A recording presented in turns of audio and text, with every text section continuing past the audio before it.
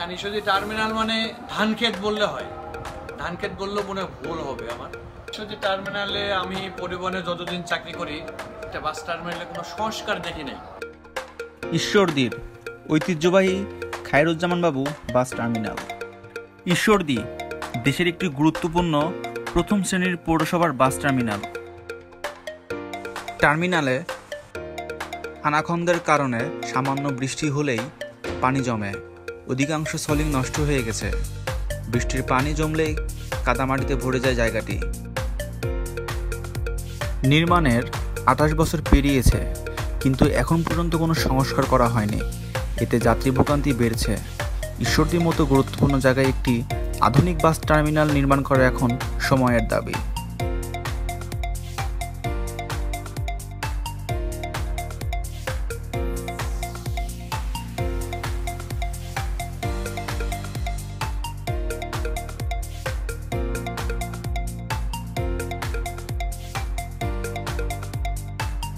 সুপারসনির master Alok ঘোষের সঙ্গে কথা বলবো।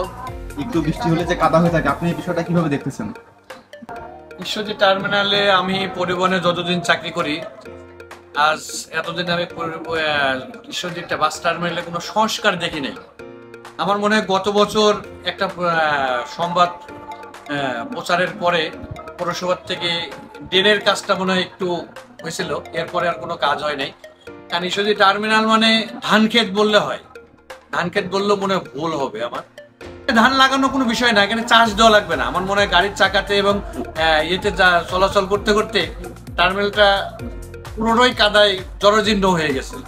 এখান থেকে ঢাকা, চট্টগ্রাম, কক্সবাজার, দিনাজপুর, কুয়াকাটা, পাবনা অনেক জায়গার বাস চলাচল করে।